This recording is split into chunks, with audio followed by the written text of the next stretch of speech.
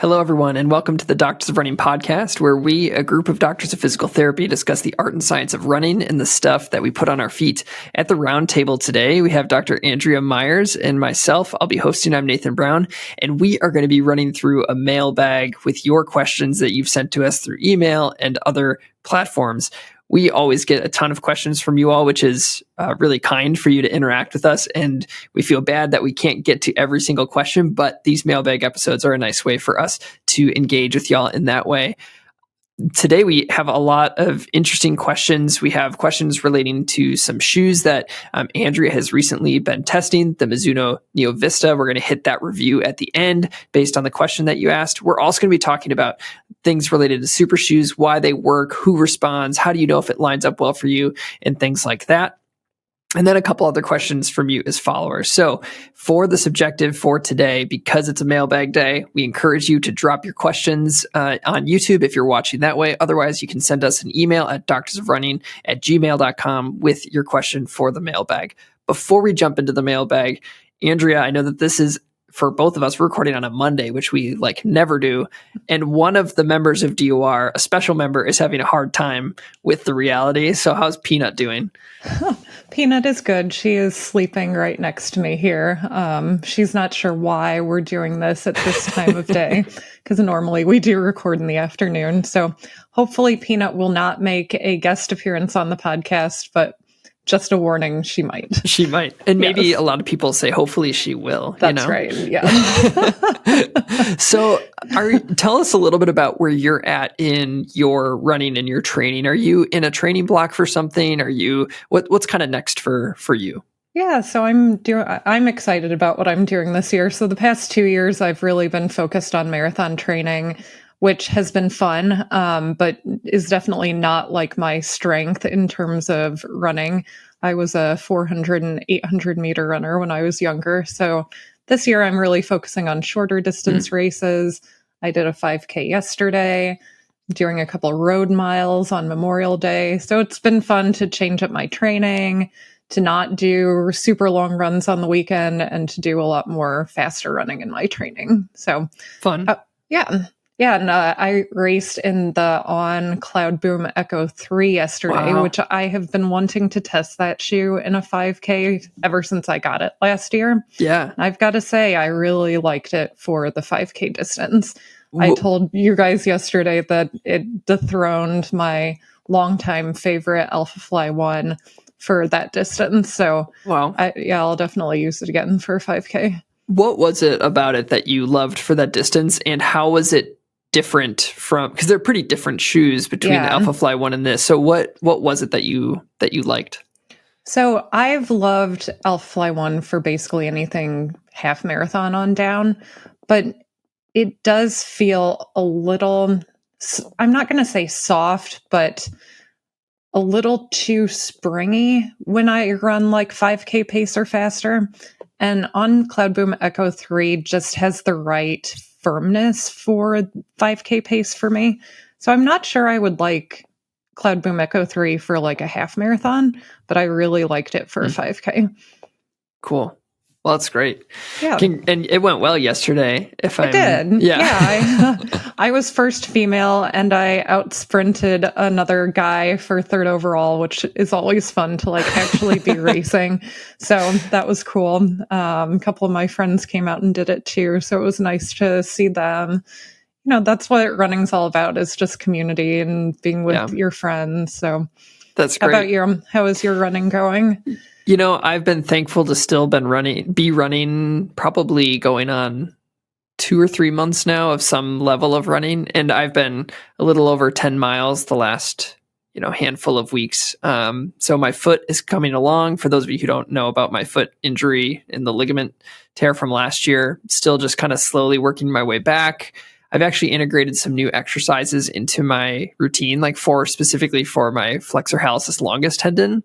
And those have made a pretty important difference in terms of my symptoms after running. Usually it feels fine during running.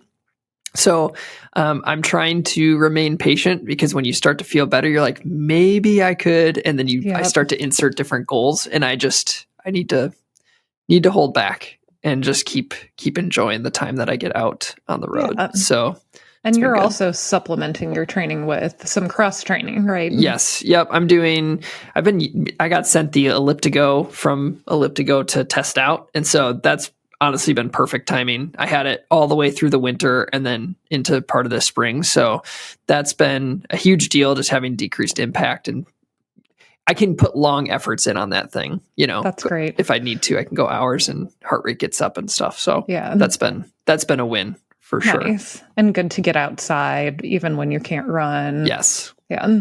And it's not as awful as biking. I know you like biking. Agree to disagree.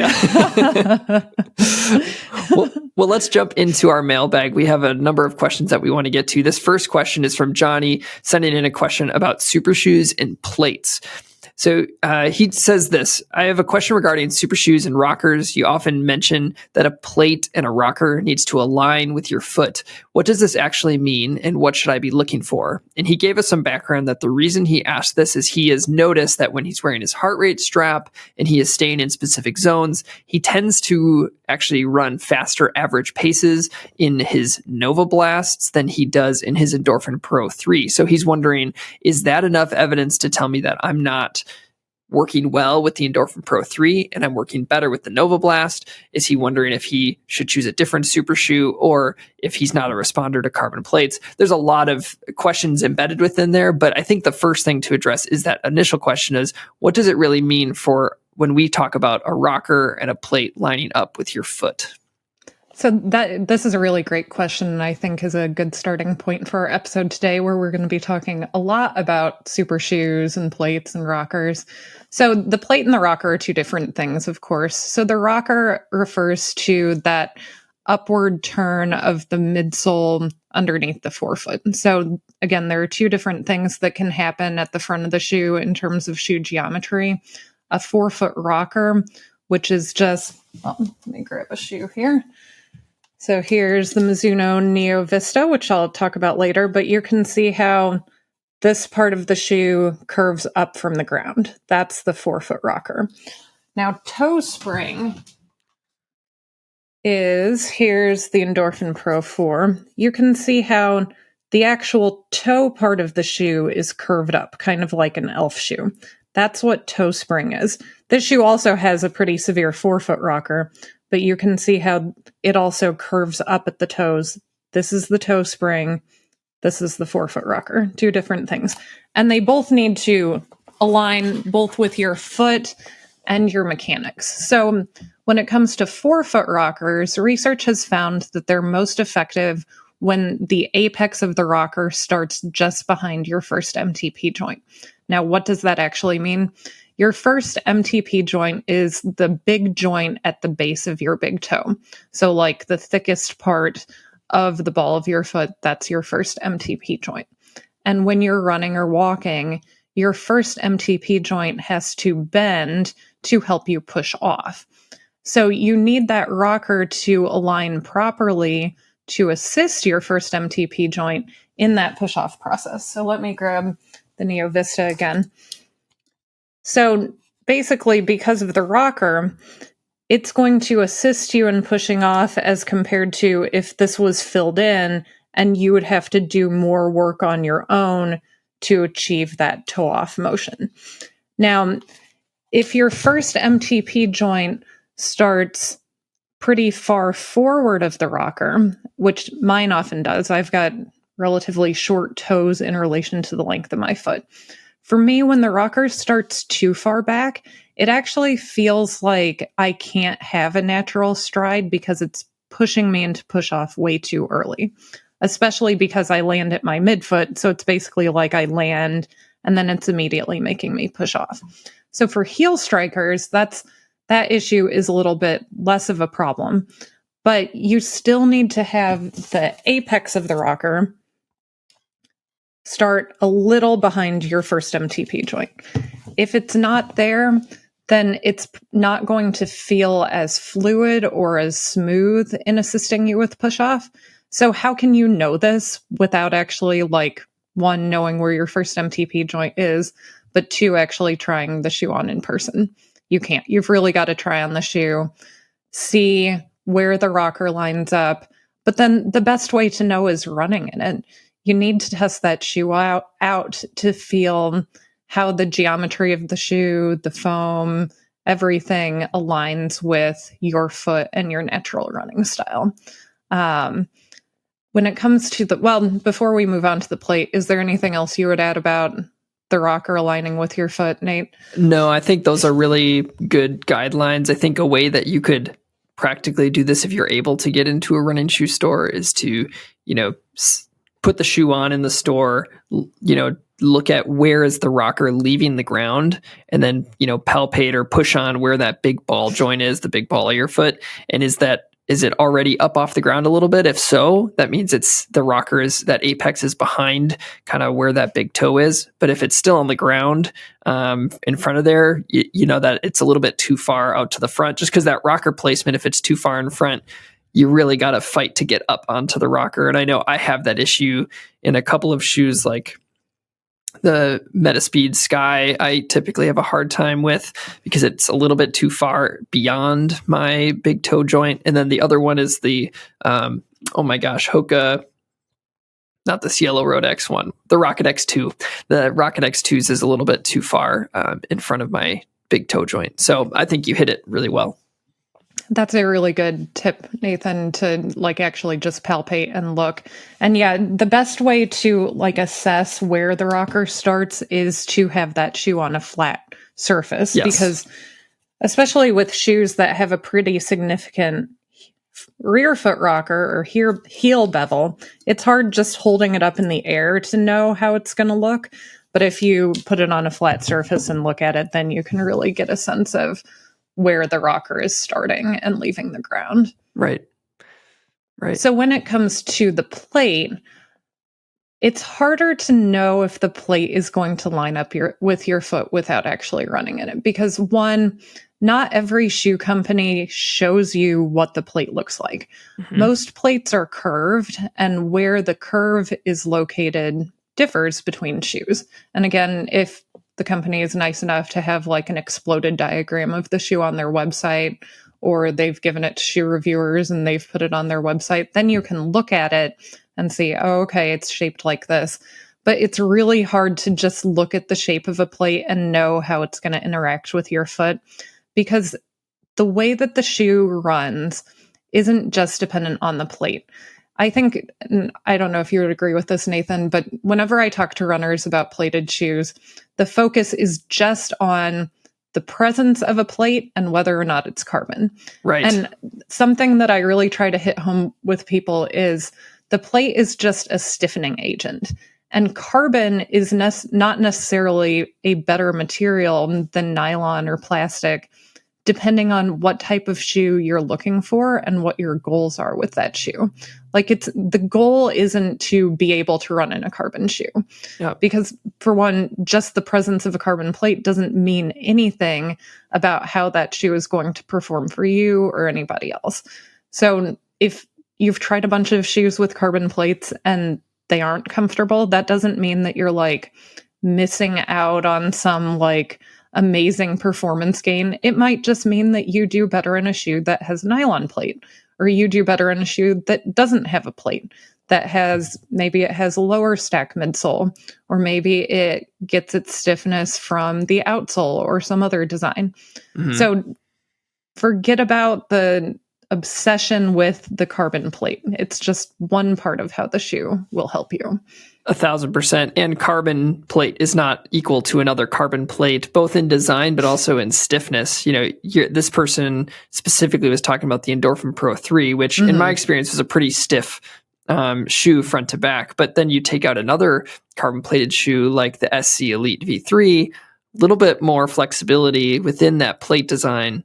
And so the importance of this is bringing two things together, I guess, but the importance of rocker placement is, I think, related to how stiff the carbon plate is. If the carbon plate is super duper stiff, or the stiffening agent is really, really stiff, you're going to really have to line up that apex.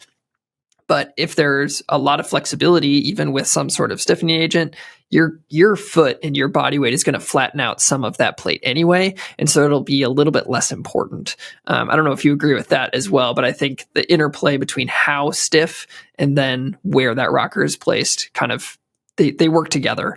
And then, as you said, the part that's hard is the mechanics. Right. Yeah. Hard to measure. I think if you took two things away from this question. One, you want the apex of the forefoot rocker to start just behind the ball of your foot. Mm-hmm. Two, the performance of a shoe is not solely dependent on the presence of a plate. Over and over, studies have found that it's the interaction of the plate, the foam, and the shoe geometry that results in a given ride for a person. So don't worry about the plate so much. Worry more about how that shoe runs for you. 100%. And great. I guess to just answer this person's specific question, so if you're finding the Nova Blast 4 to be more efficient for you than the Endorphin Pro 3, the Nova Blast 4 is a pretty soft shoe. It's certainly softer than the Endorphin Pro 3. It has a pretty large amount of posterior sole flare, if I remember correctly. Mm-hmm. So we don't know if this person is a heel striker or lands further forward, but that large amount of posterior flare may or may not have something to do with why he likes it better than the Endorphin Pro 3. The Pro 3 has a pretty aggressive forefoot rocker. I'm just thinking of other differences, but I mean, they're very different shoes. So I would say for him, the Endorphin Pro 3 doesn't sound like it's the best choice, especially if he's finding that the Nova Blast 4, which doesn't have a super foam, it's just a highly cushioned daily trainer. Mm-hmm. The Endorphin Pro 3 probably isn't the best super shoe choice for him. Mm-hmm. Maybe he needs a shoe that feels a little bit softer. So maybe try like the Hoka Cielo X1, the New Balance SC Elite V3. Any other shoes that you think? Those were the ones that were in my head. Yeah. So. Mm-hmm. The other question I have for you within his question, he talks about using his heart rate chest strap data in conjunction with runs. Do you think that's enough data to determine one being more economical than another, or is there more things to consider?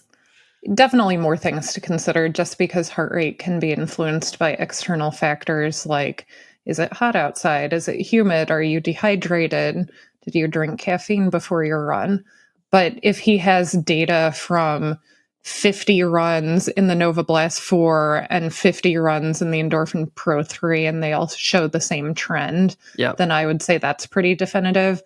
But if he's only basing this off of a few runs in each shoe, I wouldn't say that the heart rate data is good enough to make that statement one way or the other.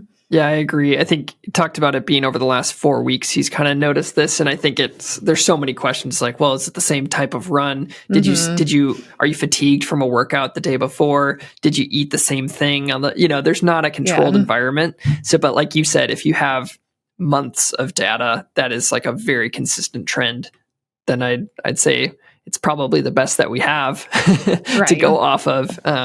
So that's good. Yeah, I mean, the professional way to test this, of course, is to get metabolic efficiency testing in a lab, but you need a metabolic cart. You need a lot of instrumentation that, the everyday runner isn't going to have access to. Right. So great. Well, let's move on to our next question. Jeff sends us a question about manipulating shoe stiffness. He says, I'm wondering if an aftermarket footbed might act in the same way as a carbon or PEBA plate in a shoe. He talks about some examples. He uses a Sole Performance Medium Cork footbed that he's put in his Nova Blast 3 and also in the Velocity Nitro 2. And he's wondering if the stiffness in the sole footbed might be causing it to act as a plate does in distributing foot strike impact force over a great area of the midsole, and therefore, for him, slowing down pronation. So what are your thoughts on using inserts to manipulate stiffness of a midsole? So it's an interesting question because we know that the footbed can significantly change the feel of a shoe. And that's why when we talk about whether or not someone should use aftermarket footbeds, we always say, look, the shoe was designed with the stock footbed in mind. if you replace it with an aftermarket one, you're really changing how your foot interacts with the shoe in the way that the shoe designers didn't actually intend. And whether or not that's a good thing or a bad thing for you depends on your individual mechanics and goals and everything. But certainly putting a stiffer footbed in a shoe that has a more flexible footbed is going to make the shoe feel stiffer. But whether or not it will actually change your mechanics really depends on how the change in stiffness directly under your foot interacts with the geometry of the shoe. The Nova Blast 3's Asics footbeds are pretty thin, nothing special about them, but the Velocity Nitro 2 has a slightly more padded footbed. So if you're going to replace that with a stiff cork footbed, I could see why just that was enough to make the Velocity Nitro 2 feel way too stiff.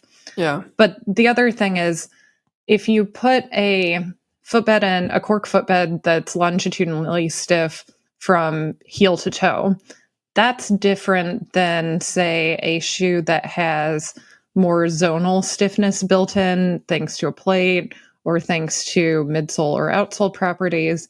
So it's probably not the best way to add stiffness to a shoe, although if this person found that it made his Nova Blast 3s feel better, that's great. But I think it's probably the wrong place to do it. One of those reasons is when shoe manufacturers put a plate in a shoe, the location of the plate really changes how the shoe runs. Whether you put the plate closer to the foot or closer to the ground is going to change how you load that midsole. If the plate's closer to your foot, you're getting less compression of the midsole material before you get to the stiffness of the plate.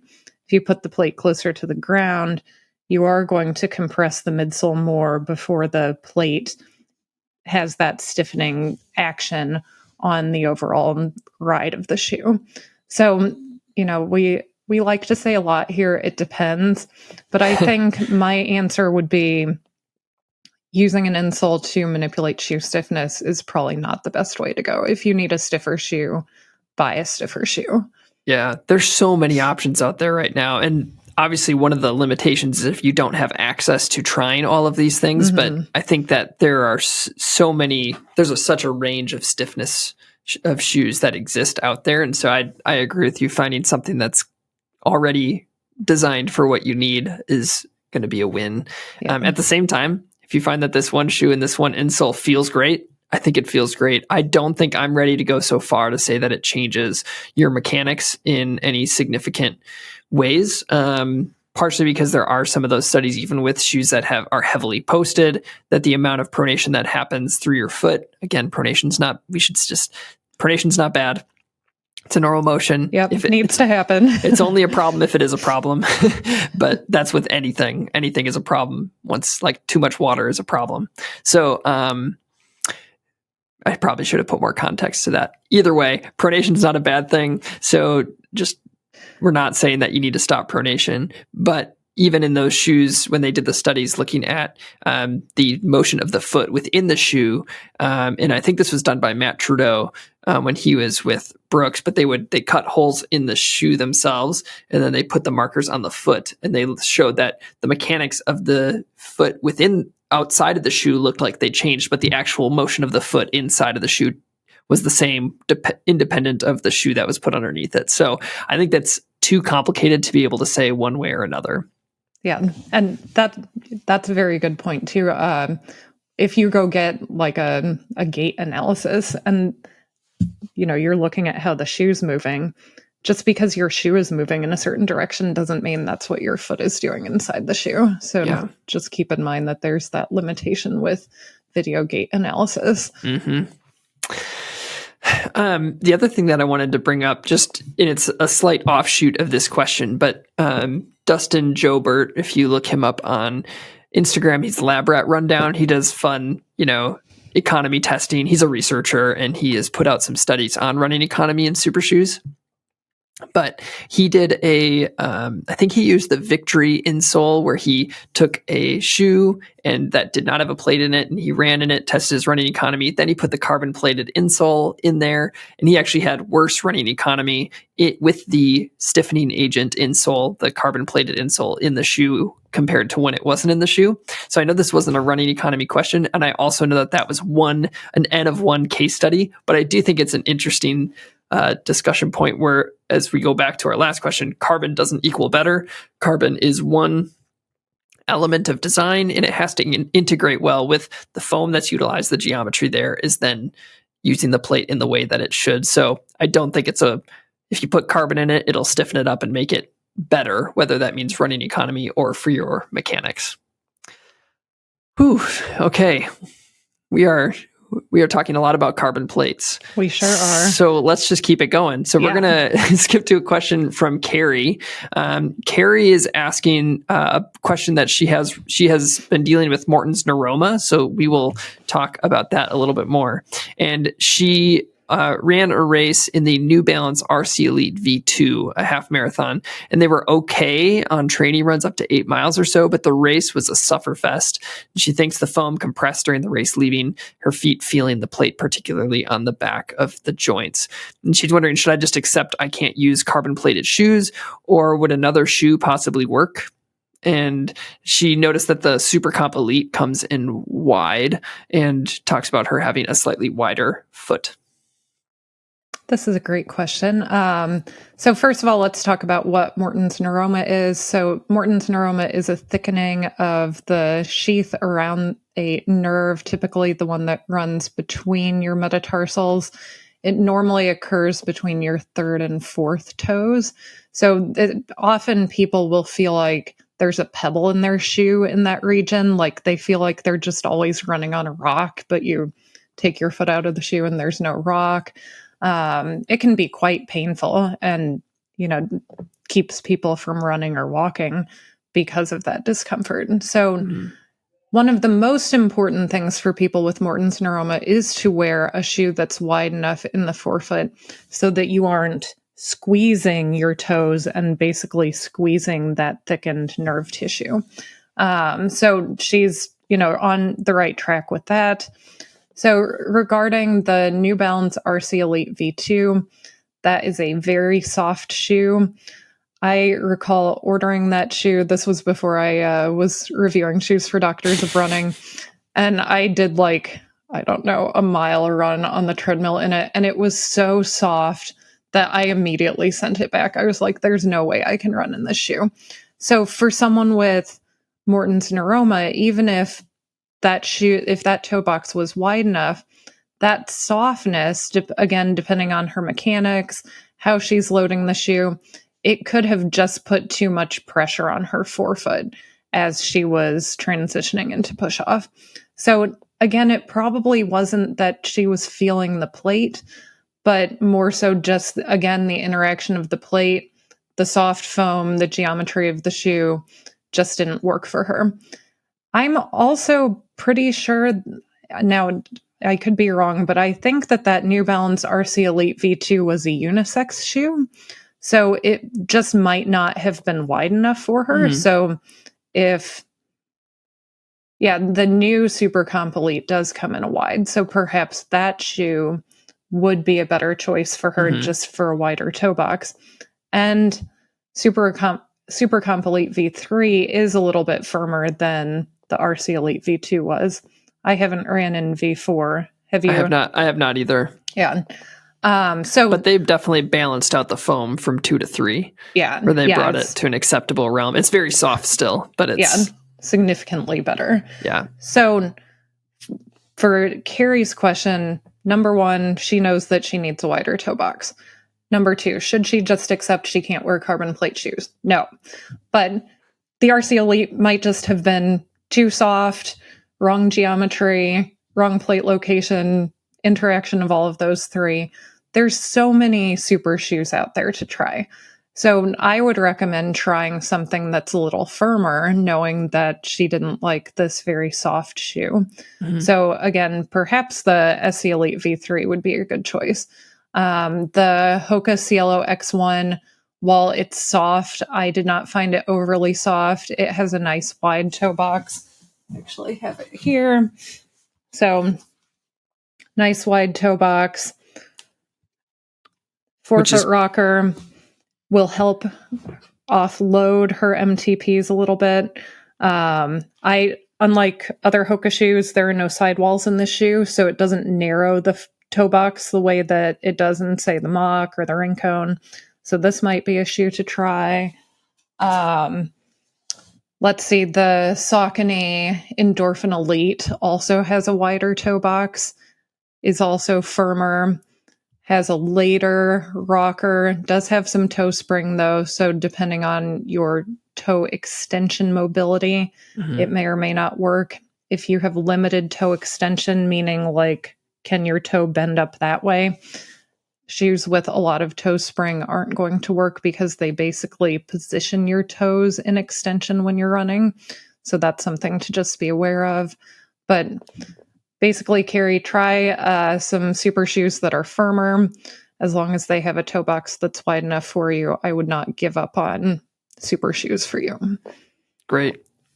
Yeah. Any other thoughts, Nathan? No, I don't have much to add. I think that if the concern for her is the Morton's neuroma sensation, I do think finding something that's wide enough is going to be a big deal.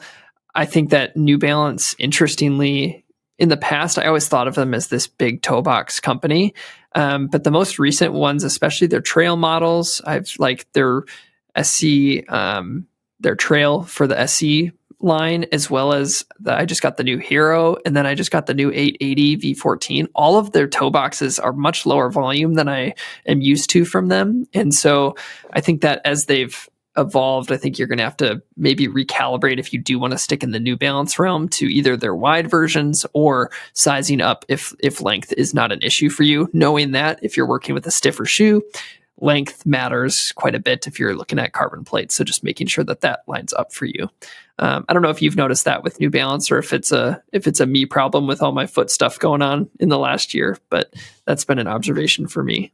Let's see. I just got the Rebel V4 and the 880, and both of them felt pretty comfortable toe box width wise, but I haven't put a lot of miles on either. So, cool. To be determined, but I am normally pretty sensitive to toe box width. So the fact that they haven't bothered me yet is a good sign. Yeah.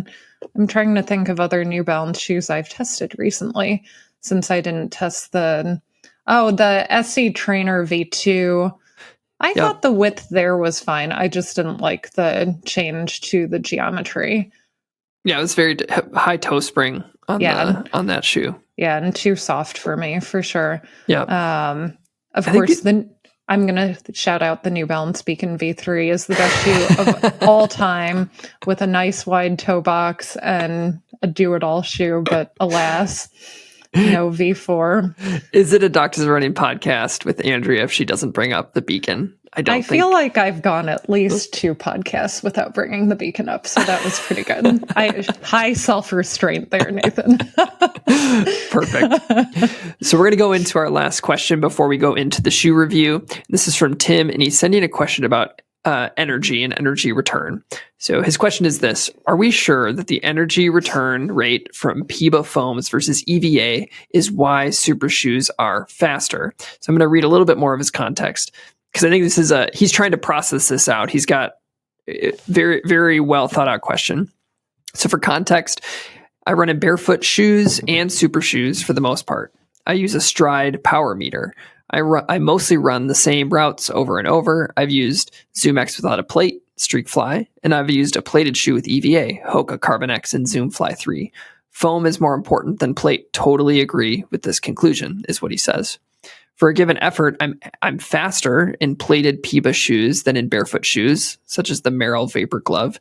But the barefoot shoes have no midsole foam. There is no energy loss to foam because there is none. So I'm suspicious that the real advantage in the quote addition is really the quote additional leg length from the stack in combination with the lower distal weight versus EVA and lower energy loss versus EVA. Really, it's that the stack height that matters, is what he's thinking. the better energy return rate and the lighter weight reduces losses in economy that you would normally get with the EVA. Is this the right way to think about it? So there's a lot going on in that question, Andrea. But what are your kind of initial responses to this kind of conundrum of, are we sure that the energy return rate of PEBA foams versus EVA is why super shoes are faster, or is it something else?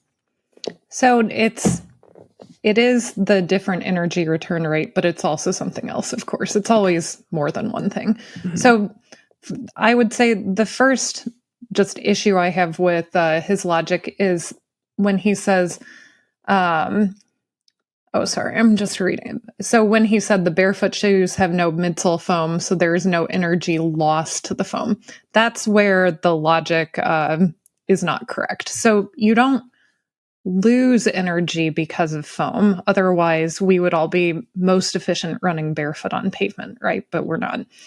Foam returns energy at different rates. So we know that EVA has a lower energy return percentage than PEBA, and that different PEBA foams have different energy return percentages. So some PEBA foams are now reporting energy return in the 90% range, which is crazy. EVA is typically in like the 50% range, right, Nathan?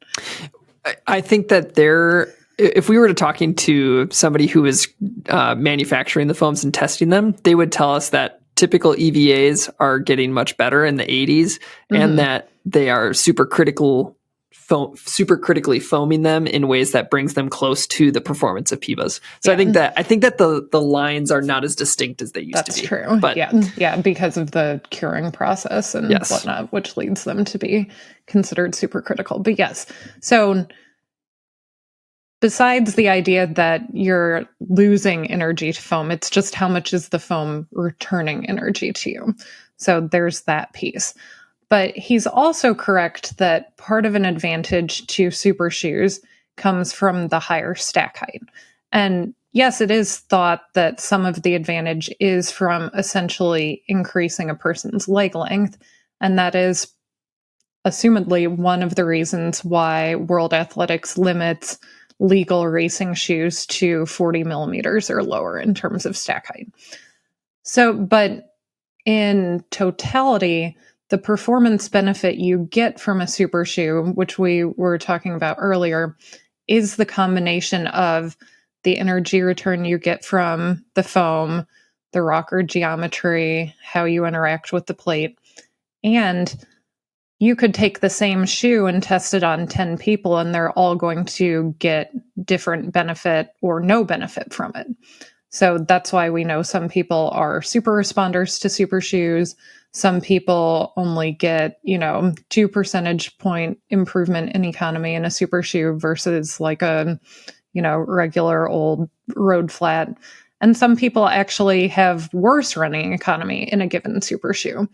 So one way to think about it is if you took 10 guys who were all 210 marathoners and gave them a particular super shoe and had them do metabolic efficiency testing in them, some of them are going to get a 2% increase in efficiency. Some people are going to get 5, and you might have one guy who gets 8 or 10. So even though in, regular old racing flats, they'd all finish the marathon around the same point, all other things being equal, you put them in the same super shoe and they're going to get a greater benefit from it. And and again, this isn't the person's question, but that's what's made super shoes like really shake up the running world, is that part of today's results have to do with how well a person responds to a given super shoe. And, whether or not that's good for the sport is a, 5-hour podcast debate, which we won't have today. But you've got to consider all of the features of the shoe and how it interacts with your body and your biomechanics. Mm-hmm. Yeah. When I read this question, I had a number of things that come into my mind. Some of them may seem like semantics, but I also think it's important. So when I read the initial question, which is, are we sure that energy return rate from PEBA foams versus EVA foams is why super shoes are faster?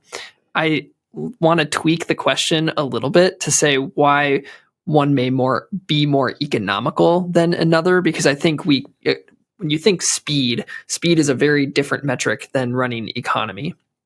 I also think, as I kind of started to reference, when it comes to PEBA versus EVA, those lines are getting blurred, because I think it's less about what the foam is, because I've ran in PEBA foams that feel like bricks, and I've also ran in PEBA foams that feel special. Same with EVAs. And I think that those lines are blurred, and it's less about the specific foam compound. And if there is an exercise physiologist or a material science person that is like, BS, Nate, you're way off, please let me know. But I think what matters more than the specific blend of the type of like resin material, I think it matters the active properties of how they respond to compliance and resilience, and therefore the reflective amount of energy loss or energy return that foam has. So you could have a really poor performing PEBA and a really high performing supercritical EVA, and those might kind of combat each other in terms of why you might be more economical in one than another. So I think it's more about the properties of the foam result than it is about the resin that it starts with.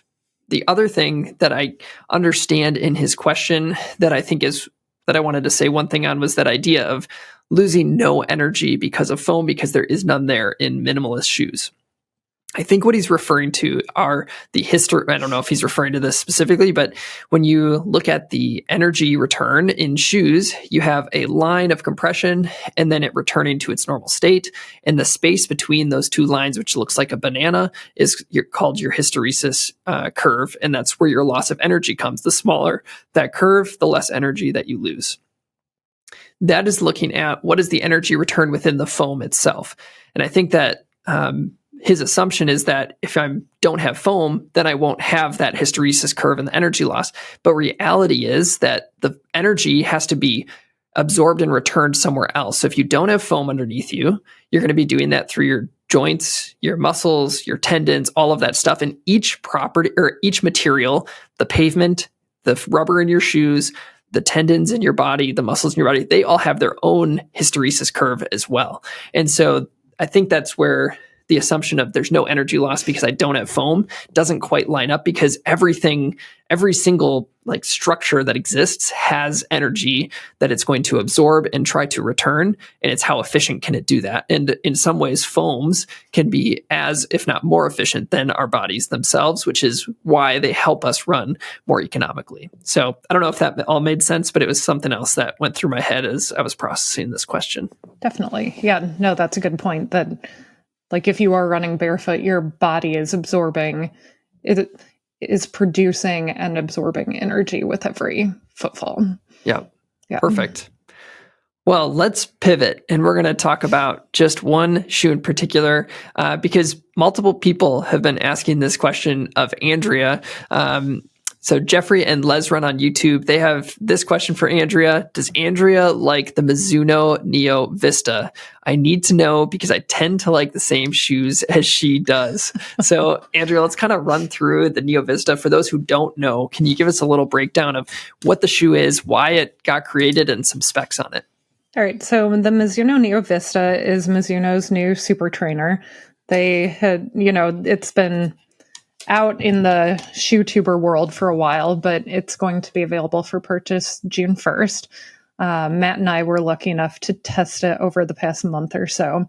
So specs, it's a pretty light super trainer. So it's 9.4 ounces, 266 grams for a men's size 9, 7.8 ounces, 221 grams for a women's size 8. Stack height, 44.5 in the heel, 36.5 millimeters in the forefoot, which gives it an 8 millimeter drop.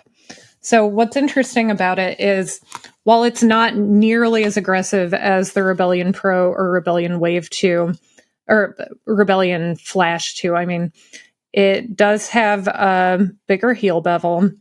It's got a pretty significant forefoot rocker, and it's got a huge cutout in the midsole. The upper is really unique in that it's like almost like that booty sock-like construction. The tongue is all one piece. It's got a really high Achilles tab here, which I thought would bother me, but did not. So To answer their question, I really like this shoe. Prior to this, I would say the New Balance SC Trainer version 1 and more recently the On Cloudmonster Hyper have been my two favorite super trainers. But the SC Trainer 1 is really heavy, and I had high hopes for the SC Trainer 2 that it would kind of have the same ride, but they'd figure out a way to reduce the weight a little bit. But they just really changed the shoe in version 2 too much, and I found it way too soft. The Cloudmonster Hyper is awesome for people who land further forward because they have that like puck of PEBA in the forefoot and midfoot. But I've got to say I like the Mizuno Neo Vista better than both the SC Trainer 1 and the Cloudmonster Hyper. And the reason why, I've tested it, I've used it on several easy runs, like a super slow recovery run. I did like a medium long run with it where I was basically running from work to home. And work is up in this town that's pretty high up on a ridge. So it was like a net elevation loss of like 500 feet. It was all on cambered roads. I thought, well, this run is going to solidify whether I love or hate this shoe because everything about the terrain that I will be covering can be really bad for poorly fitting sock uppers, can be really bad for shoes that just don't handle cambered roads very well. But the shoe did awesome on that run. Like my feet were so comfortable. I could have kept going. So let me talk a little bit about why. And also the written review is on our website if anyone wants to read that too. But basically, the sock-like upper fits really, really well. They did a really nice job of giving it enough structure that your foot doesn't slide around in it. I know Matt had some issues with the overlay here. He felt like it was putting a little pressure on his lateral forefoot, but I didn't find that. And I just found that my foot felt really secure in it without having to really tie down the laces tightly. It just fit comfortably. I was really concerned about this. This goes up really high, like almost above my Achilles. And when I was walking around in it, and I thought, oh gosh, I'm going to have to wear knee-high socks so that I don't get blisters. But Matt told me he didn't have any issues, so I just wore my normal ankle height socks. And the only time I felt this high Achilles tab was when I was running on a really steep, mile-long downhill. But I didn't get any blisters from it. I was just aware of it. And, it was mildly annoying, but definitely wouldn't keep me from wearing it again. Yeah. So, of course, everybody's got different calf shapes, and the angle of your ankle when you're running downhill is going to depend how much rubbing you get here, but it didn't bother me. So I don't think people should assume that it's going to bother them. But this shoe has a really nice balance between compliance and resilience. And what I liked is that at different paces, it responds differently. So the SC Trainer, I really only used for easy runs because it was dense, it was firm, but it was so rockered that I really just felt like it ran for me, which when you're really tired is kind of nice. And the Neo Vista, when I was running really slowly, just recovery pace, it just felt really nice and cushioned and soft. I didn't feel the ground, just nice and protective so I could move my legs and recover from my hard workout the day before. But as I picked up the pace, it really felt like the foam started to respond more and had a little bit of a propulsive feel. And on that longer run, I was running 45 seconds slower than marathon pace. So not fast, but faster than easy. And same thing, it just had this nice, little bit of propulsive feel. It made me feel like it was just helping me turn over a little bit. Yeah. I did some just pickups around threshold pace. And same thing, I thought, oh, this isn't going to feel that great running fast. But it felt great. It felt again, it was just, it was responding to the load I was putting in it. And I think one of the features of that, the really wide cutout really kind of lets the shoe function differently at different paces depending how you load it. It really feels like when I land, the foam is able to spread out a little bit depending how much I'm loading it. And I think that is partially responsible for its different performance at different paces. The 4-foot rocker lines up really nicely with my mechanics. It's not too aggressive where I felt like it was like shooting me into push off too early. Toe box is nice and wide. I didn't have any irritation on the ball of my foot. So it's definitely my go-to super trainer now. Like, cool. I think I'll definitely keep using it for easy runs, recovery runs. I'm going to test it on another long run just so I can give everybody an update on what I thought of it. But one thing I wrote in the review, so many of these super trainers are over $200, which you can debate whether they're worth $200+ or not. But the Neo Vista is $180. And the fact that it's so versatile at different paces really makes it a better value, in my opinion, than some of these other shoes. I mean, paying $220 for a shoe you can only use for recovery runs is kind of crazy, in my opinion. Yeah. But if you can pay $180 for a shoe that can be used for like the bulk of your runs, then that's a better value. Totally. I personally wouldn't race in it, but I could definitely see some people using it like for the marathon distance or half marathon. Of course, it's not legal because the heel is 44.5 millimeters, but as long as you're not going for prize money, you're good okay to run in it. Yep. So the Neo Vista is definitely my new favorite super trainer. So if you tend to like the same shoes I do, you're probably going to like this one. How similar does it feel to some of the other Mizuno shoes that came out this year? Is comparison one. Comparison two is the foam material. What other company has a foam that would be most similar to it? But let's start with kind of, because the new Flash and then the Rebellion Pro 2 are two shoes that you've enjoyed. Are they similar, or are they pretty distinct from each other? I think that they are not particularly similar. The Rebellion Pro 2 and Rebellion Flash 2. Here, I've got the Pro here. So this is the Rebellion Pro 2. It has that really crazy heel bevel that I love. Like, this shoe feels like it was designed for me. It works really well for midfoot strikers, but even heel strikers seem to like this a lot. But just looking at that heel bevel, how aggressive that is compared to this, you know, there's a heel bevel there, but it's nothing like the Pro 2. No, the Pro 2 is in a league of its own. Yeah. So they don't run similar in that regard, but for someone who likes the Pro 2, I think that the heel bevel on the Neo Vista is in the same design, just to a significantly less degree.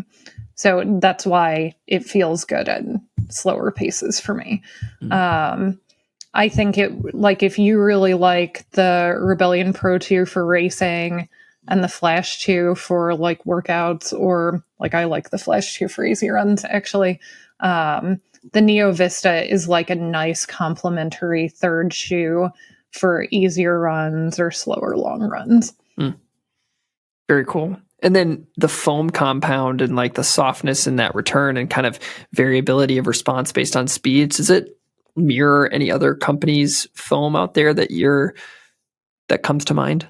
So first of all, so it's Energy Next in XT. It does not feel the same as the foam in the Rebellion Pro 2, which is Mizuno Energy Light. Yep, that's the foam in there. The Rebellion Pro 2 feels significantly firmer to me than the Neo Vista does. Now, the Neo Vista, what would I compare that the most to? It actually feels a lot like the foam in the New Balance SC Elite V3. That's what was it. Without ever testing the shoe, in my head, I was like, is she going to say that shoe? And you did. And my heart fluttered. And it's like we're mind melted, Nathan. And that actually makes a lot of sense for what I liked the SC Elite V3 for. 100%. Like I can do easy long runs in that shoe. It's so comfortable for me at like any pace. So, again, you think about the geometry of that shoe. I don't have that up here with me, but it's got a large central cutout. It's not as large as the cutout in the Neo Vista, but it's large. Mm-hmm. The foam in that shoe, that's a super critical EVA, right? Yeah, they've been pretty cagey about what it really is, but that's what we think it is. Yeah. Somebody could tell. I'm sure somebody knows that they could tell us. So come to think of it, it is like a slightly softer, but not in a bad way, because I hate soft shoes. Yeah. There is more compliance in the Neo Vista as compared to the SE Elite V3, but because it has a high level of responsiveness, especially increased responsiveness as you pick up the pace, it has a similar overall feel to as compared to the SE Elite V3. Amazing. Sounds like it's something that I'm excited to test out at some point. Yeah. Because when you were describing it, I was like, that's what it seemed like we both liked the SC Elite for. Right. Yeah. But it looks like there's a little bit more durable elements within the Vista as well in comparison to that shoe in terms of the amount of rubber and the thickness of the upper and things like that. Yeah. So. Yeah. I mean, this is full coverage rubber. Every run I did was on wet roads and it did great. And actually, the really wide cutout, it's so wide, it's hard for rocks to get stuck in it. That was going to be my other question. So perfect. Yeah. And there's just, this part in the midfoot is a little bit narrower, but I mean, there are rocks all over the roads that I run on, and I haven't gotten a rock stuck in the Neo Vista once. And I always get rocks stuck in the SC Elite V3. If I get to test that shoe, I'll run on the green circle, which is like crushed granite. We'll see how it does. Yeah. But I have a little bit of hope because I've had okay experiences in the SC Elite. So we shall see. Awesome. Great. Well, thank you all for joining us on this journey of this mailbag episode. We appreciate your questions. As always, please feel free to answer below and ask more questions below, and we'll try to get them into a future episode. If you want to follow what we're doing, you can go to doctorsofrunning.com or check us out at Doctors of Running on social. Thanks for joining me on a Monday, Andrea. We'll talk to you soon. Thanks, Nathan. This was great.